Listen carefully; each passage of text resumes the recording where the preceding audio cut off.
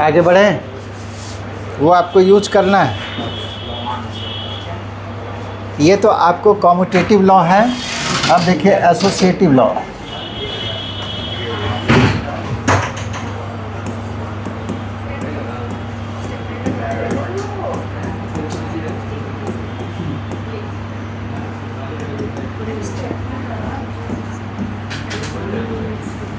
ये रिजल्ट है union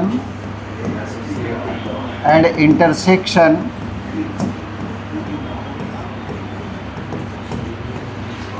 of sets be associative.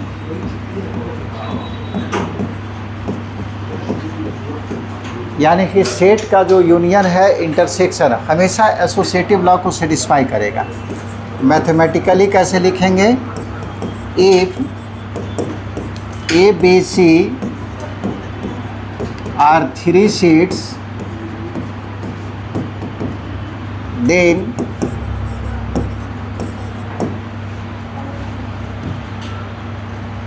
पहला result A union B union C बराबर, यहाँ पे B और C एक साथ है, A अलग है। एसोसिएटिव लॉ में क्या होगा? A union B union C. उसी तरह से इंटरसेक्शन होगा A intersection B intersection C बराबर ए इंटरसेक्शन बी इंटरसेक्शन सी।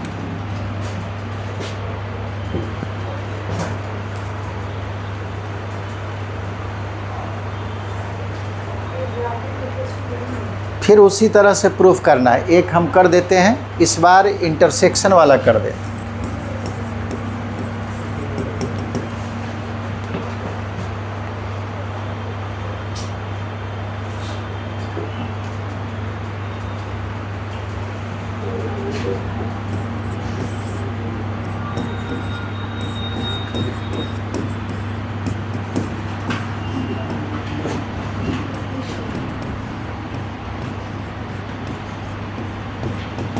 बाद में ये सब रिज़ल्ट बहुत काम आता है। जो भी हायर मैथमेटिक्स में जाएंगे वहाँ पे ग्रुप थ्योरी सब में बहुत यूज है, क्योंकि कोई भी सेट बाइनरी ऑपरेशन जो है ग्रुप बनाता है अगर वो एसोसिएटिव लॉ को सेटिस्फाई करेगा। वहाँ पे नंबर जो है अलग अलग बदलते जाएगा, आपको पता करना है। जैसे मैट्रिक्स एसोसिएटिव लॉ को सेटिस्फाई करेगा कि नहीं, तो वो सब चेंज आएगा, लेकिन नियम तो आपको मालूम होना चाहिए कि एसोसिएटिव लॉ यही है। अब आपको सीधा समझना है कि ये पूरा एक सेट है और ये सेट इसके बराबर दिखाना है। तो पहला सेट में एलिमेंट को मानिए x is any element of first set हो गया A intersection B intersection C। अब इसी x को हम उस सेट में दिखाएंगे। उसके लिए आपको पहले जितना टूट सकता है उसको तोड़ दीजिए, ये आप मान चुके हैं।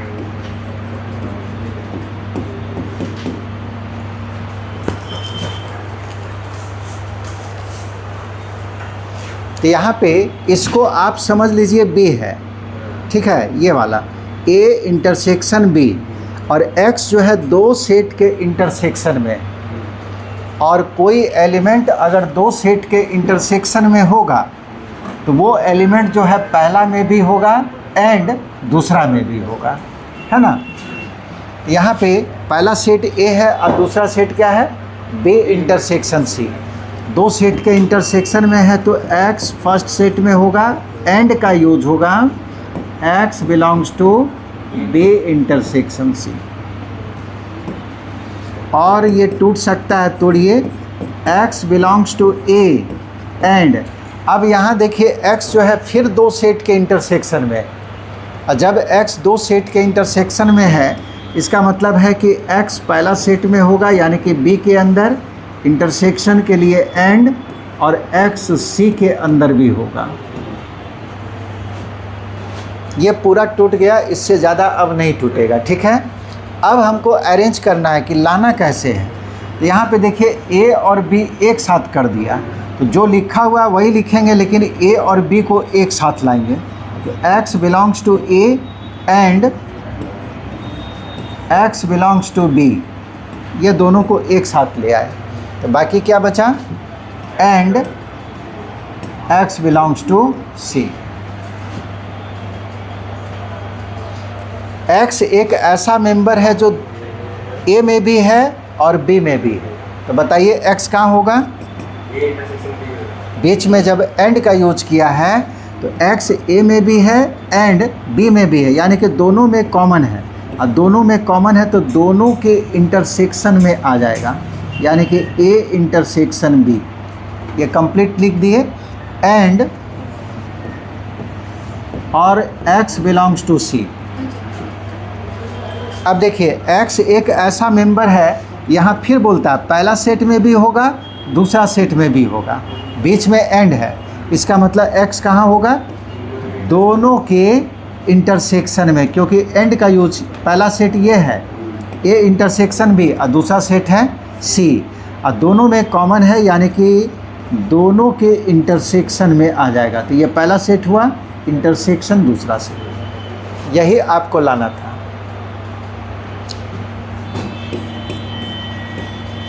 कन्फ्यूजन थोड़ा सा होगा बाद में, अभी नहीं, अभी तो एकदम स्ट्रेट फॉरवर्ड वाला थ्योरम है। x को इस सेट में माने थे और मिला है x belongs to a intersection b intersection c, और चूँकि इक्वल टू दिखाना है तो डबल इम्प्लाइज का यूज करेंगे और सीधे लिख देंगे कि दोनों सेट बराबर होगा।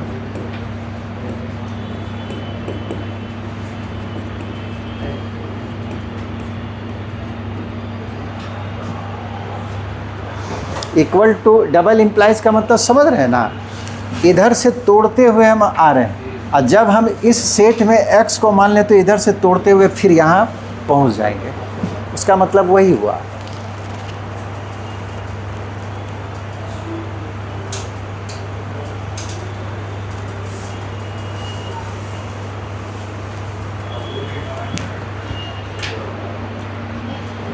अब आइए डिस्ट्रीब्यूटिव लॉ।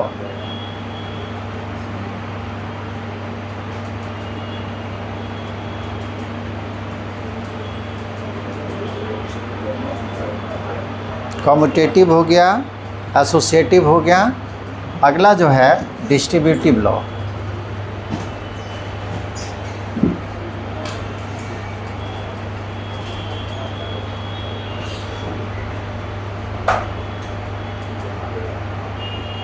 समझ में आ रहा है कि नहीं, ये थ्योरी है, यहाँ दिखेगा नहीं, आपको डेफिनेशन याद रखना है कि डेफिनेशन के अनुसार सारा लिख रहे हैं, आगे बढ़ रहे हैं। प्रॉब्लम तो इसका कुछ नहीं है, देख देख के लिख देते हैं, इसमें होगा इसमें नहीं होगा। किताब का नाम ही है सेट थ्योरी, यानी कि थ्योरी आपको पढ़ना है।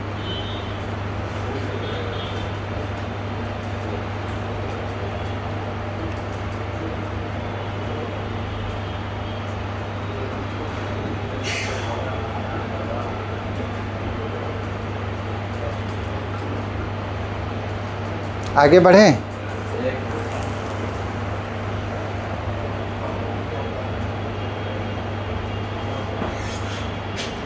दो चार पांच थ्योरम के बाद जो है आपका दिमाग काम करने लगेगा कि हम कैसे प्रूफ करें। अभी थोड़ा सा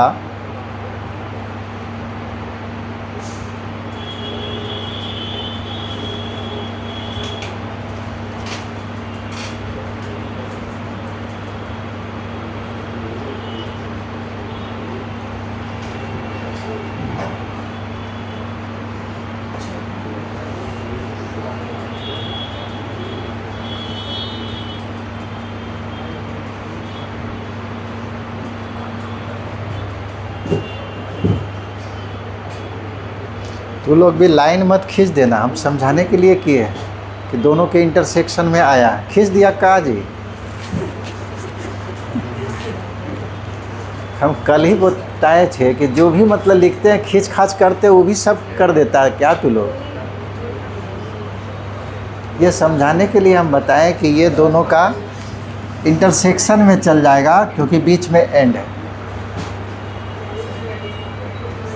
तो लोग भी खींच दिया, आगे बढ़े।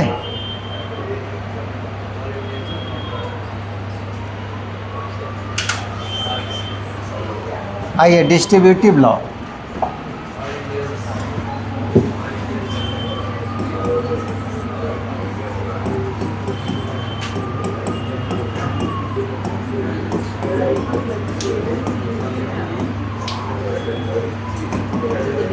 If A, B, C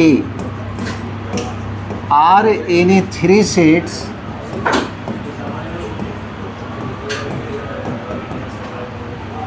then A union B intersection C। अब इसमें एक साथ आएगा यूनियन और इंटरसेक्शन, बराबर क्या हो जाएगा, ए यूनियन बी और उसके बाद इंटरसेक्शन ए यूनियन सी। अब देखिए पहला जो सवाल बनाए होंगे, आज जो बनाए हैं यही बनाए हैं, A union B intersection A union C को आप निकाले थे पहला सवाल में, वो डिस्ट्रीब्यूटिव लॉ का ही पार्ट था। और A intersection B union C बराबर ए इंटरसेक्शन बी और union A intersection C.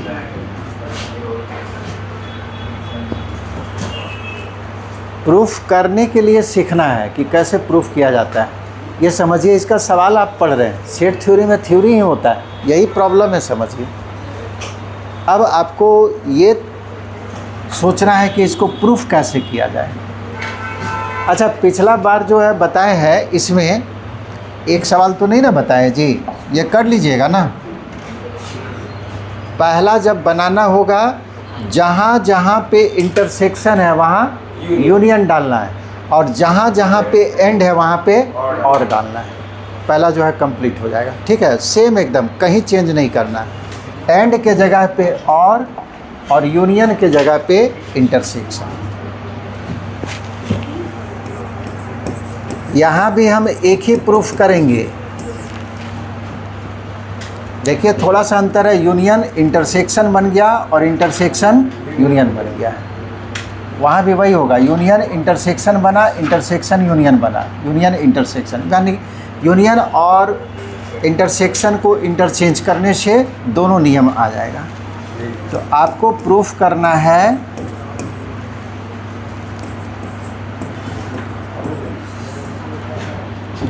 A union B intersection C बराबर A union B intersection A union C.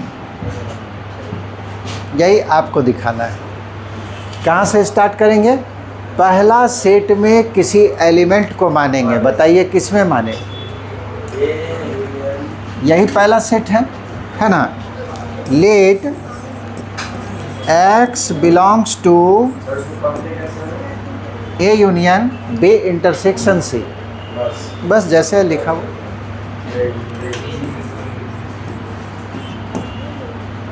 B any element।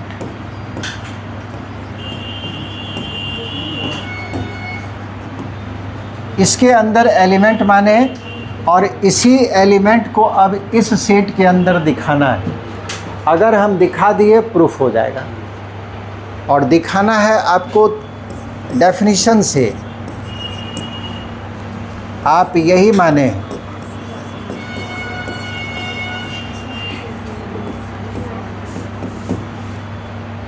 इस बार थोड़ा सा आपको दिक्कत होगा क्योंकि एक साथ यूनियन और इंटरसेक्शन आ गया। अब अगर कोई पूछे कि x है कहाँ, तो कहेंगे दो सेट के यूनियन में है। पहला सेट कौन है? A, और दूसरा सेट कौन है? B intersection C। ठीक है, x कहाँ है?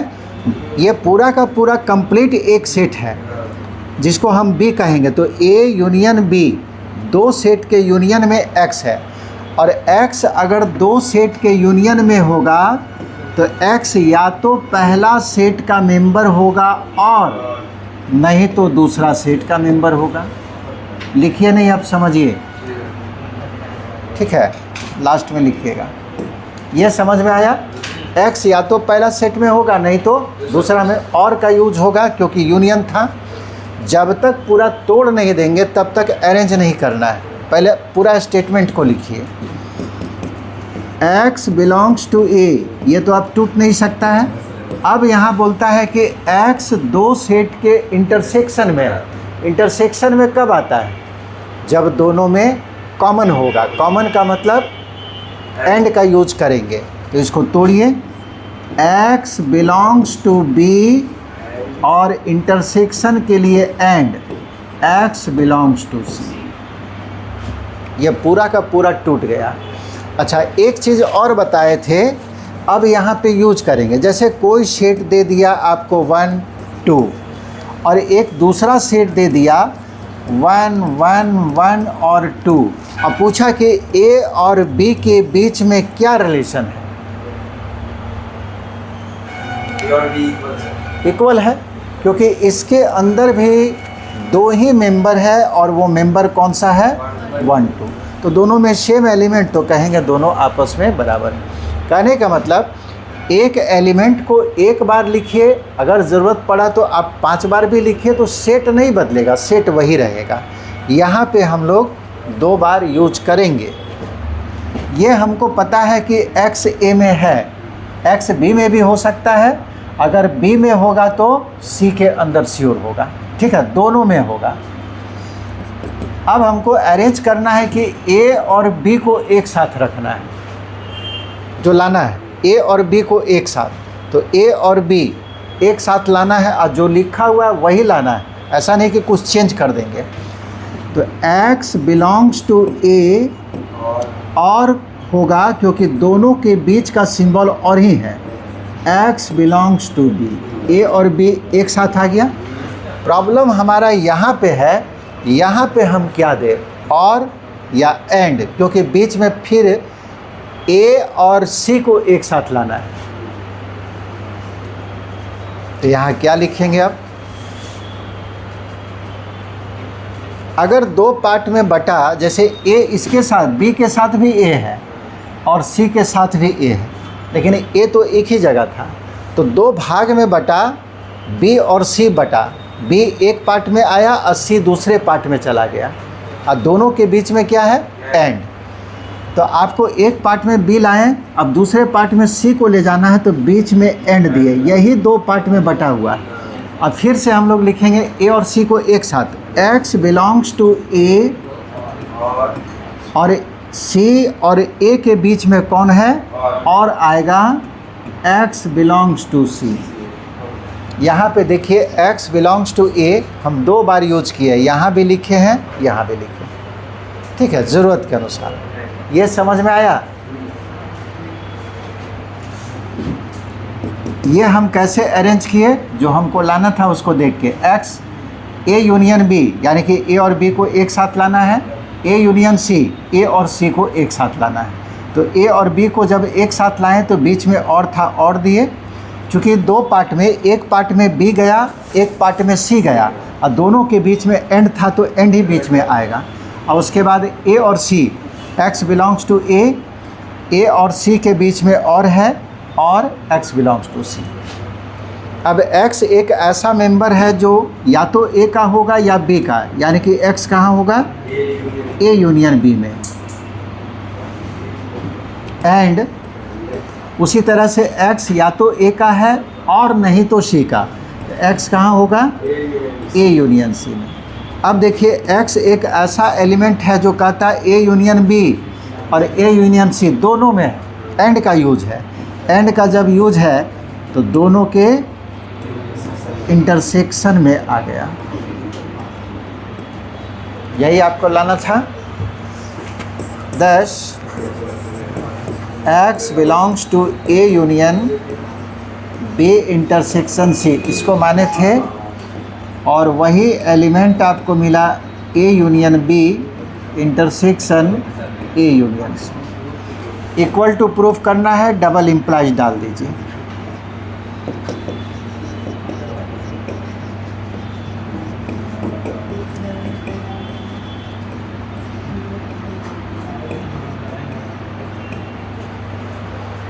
समझे कि नहीं? दूसरा हो जाएगा। दूसरा में आप यूनियन के जगह पे इंटरसेक्शन और इंटरसेक्शन के जगह पे यूनियन, और के जगह पे एंड और एंड के जगह पे और कर देना आ जाएगा। ठीक, उसका ये मेन थ्योरम आप पढ़ लिए।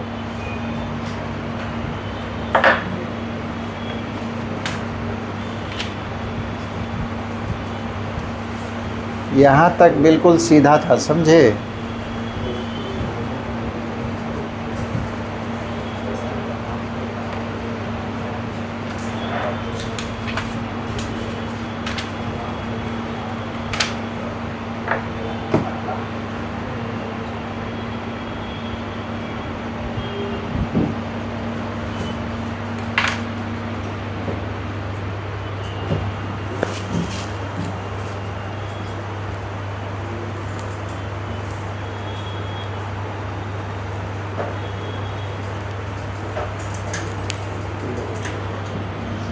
हो गया।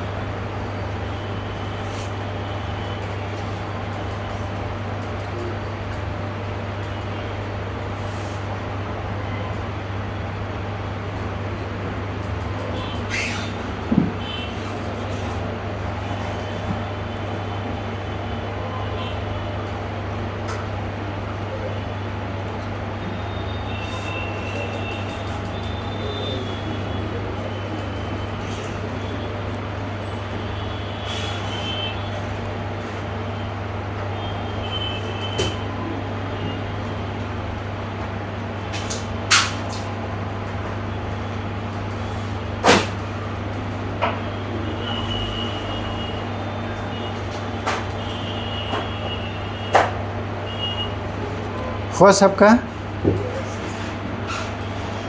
दिक्कत किसको किसको हो रहा जी? तुम लोग को समझ में आ रहा कि नहीं? तुम लोग को एक थ्योरम और समझ में आ रहा?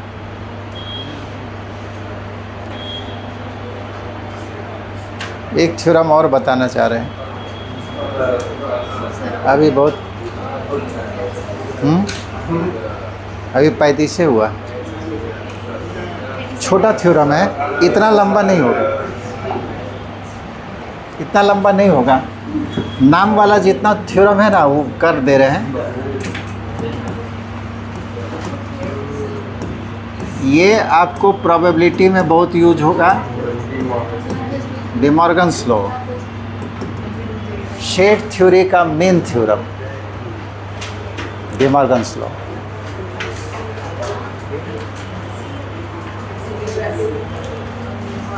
If A and B are any, बस 5 मिनट में हो जाएगा, 2 शेड्स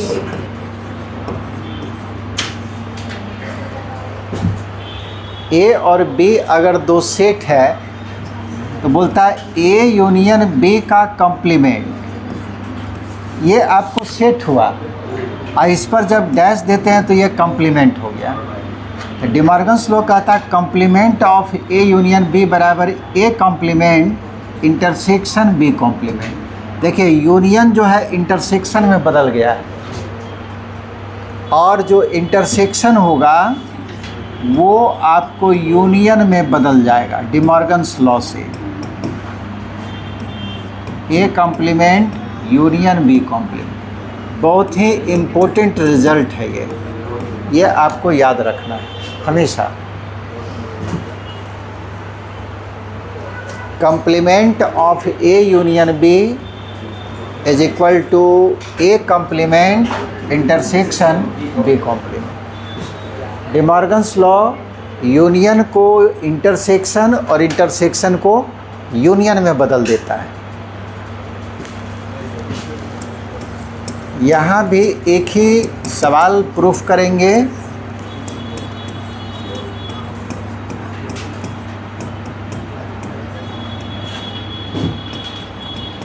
ए यूनियन बी, ये आपको सेट हुआ और उसका कॉम्प्लीमेंट ये।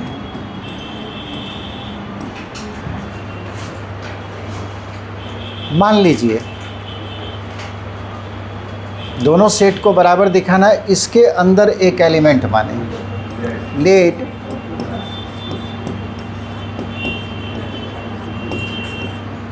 बी एनी एलिमेंट,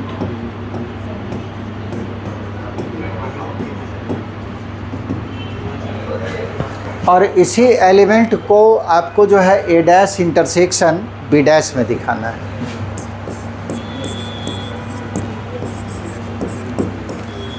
अब यहाँ पे आप लोग बताइए कि x जो है सेट के अंदर है या कॉम्प्लीमेंट के अंदर है?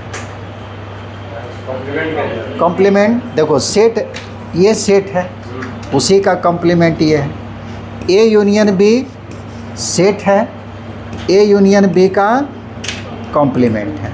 तो ये एलिमेंट जो है कॉम्प्लीमेंट में है, और रिजल्ट में आपको लिखाए थे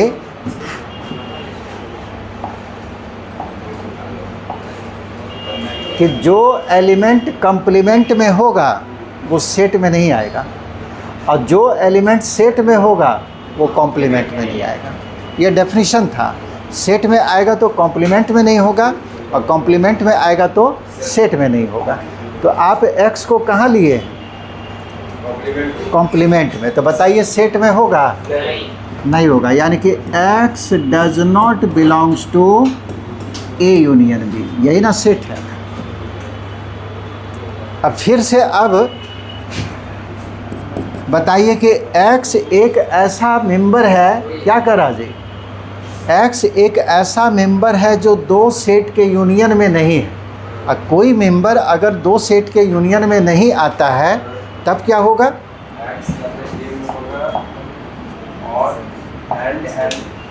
x अगर दो सेट के यूनियन में नहीं होता है, इसका मतलब x a में भी नहीं होगा एंड b में भी नहीं होगा।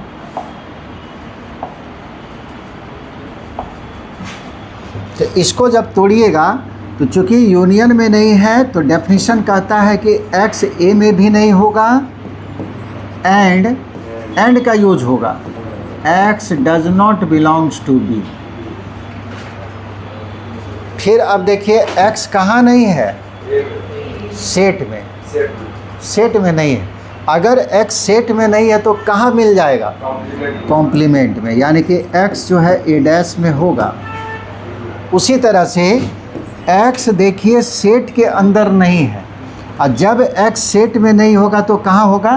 कॉम्प्लीमेंट में। यानी कि b के कॉम्प्लीमेंट में श्योर होगा। अब देखिए x एक ऐसा मेंबर है जो पहला सेट में भी है और दूसरा सेट में भी है, और दोनों के बीच में एंड का यूज किया है। तो बताइए x कहाँ होगा? x पहला सेट में भी है, दूसरा में भी, यानी कि दोनों में कॉमन है, एंड का यूज किया है। तो x कहाँ होगा? दोनों के इंटरसेक्शन में। तो x belongs to A dash और एंड के लिए इंटरसेक्शन बी डैश। यही ना आपको लाना था। 10 x को आप माने थे complement of A union B में, और वही x मिला है A dash intersection B dash में, और इक्वल टू प्रूफ करना है तो डबल इम्प्लाइज का यूज करेंगे और दोनों सेट बराबर हो गया। दूसरा बन जाना चाहिए, है ना? तो आज यहीं छोड़ देते हैं। नेक्स्ट क्लास अब जो है डिफरेंस का कोई थ्योरम नहीं पढ़े हैं, अब सारा जो है एक साथ आएगा। यानी कि एक ही सवाल में यूनियन भी हो सकता है, इंटरसेक्शन भी हो सकता है, डिफरेंस भी हो सकता है, ऐसा होगा। तो ये अब कल बताएंगे।